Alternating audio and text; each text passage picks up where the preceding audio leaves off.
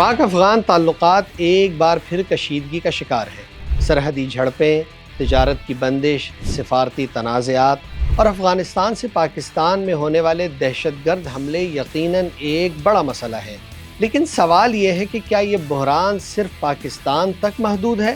یا افغانستان کے اندر بھی ایسے عوامل موجود ہیں جو اس کشیدگی کو مزید پیچیدہ بنا رہے ہیں؟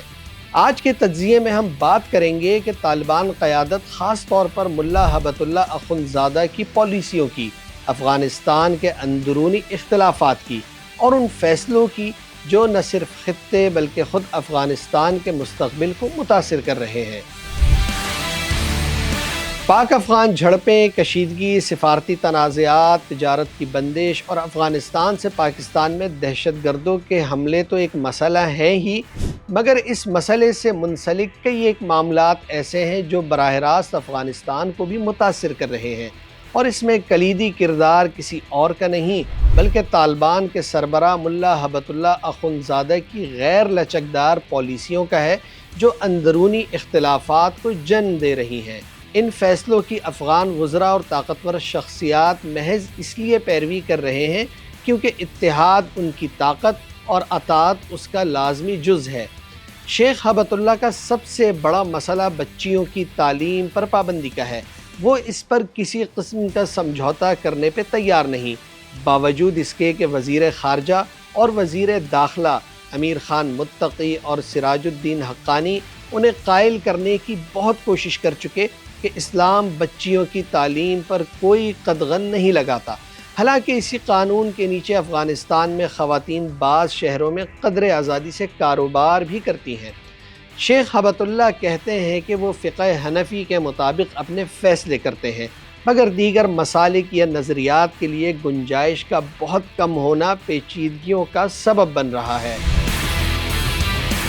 افغانستان کوئی عام ملک نہیں ہے۔ افغان حکومت کتنی ہی تردید کرے مگر زمینی حقائق یہ ہیں کہ اس سرزمین پہ القاعدہ سے لے کے ٹی ٹی پی اور اتحاد المجاہدین سے لے کے داعش تک مختلف قسم کے گروہ موجود ہیں، جن میں داعش واحد گروپ ہے جو افغانستان میں حکام کے ساتھ چینی مفادات پہ بھی خودکش حملے کرتا ہے۔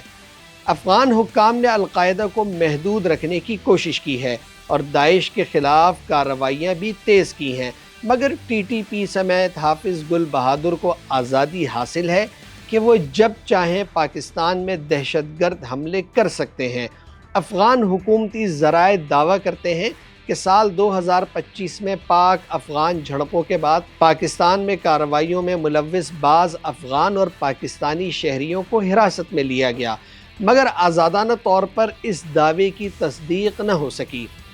ملا ہیبت اللہ شام کی قیادت یعنی کہ احمد الشرع سے بہت کچھ سیکھ سکتے ہیں، جو انہی کی طرح بندوق کی بنیاد پر اقتدار میں آئے اور انہیں بھی بہت مشکل حالات کا سامنا تھا،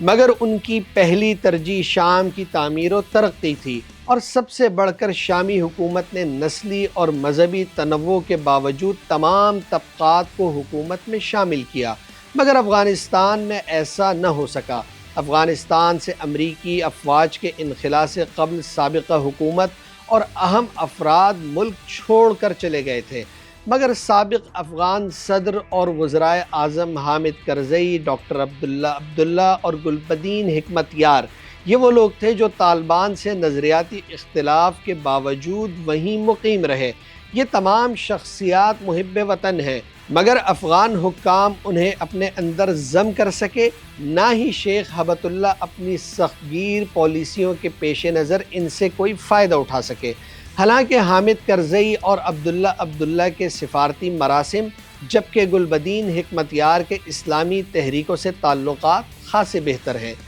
یوں شیخ ہیبت اللہ کی مخصوص سوچ و فکر افغانستان کے داخلی حالات پر بھی اثر انداز ہو رہی ہے، جس سے بیرونی دنیا میں ان کے لیے مسائل بڑھ رہے ہیں۔ پاکستان کے ساتھ افغانستان کے تعلقات خراب جبکہ ہندوستان سے گرم جوشی کی طرف گئے ہیں، اور ہندوستان کے اسرائیل سے مراسم نئی سطح پر پہنچ چکے ہیں، جہاں حالیہ نریندر مودی کے دورہ اسرائیل کے دوران اربوں ڈالر کے دفاعی معاہدے طے پا چکے ہیں۔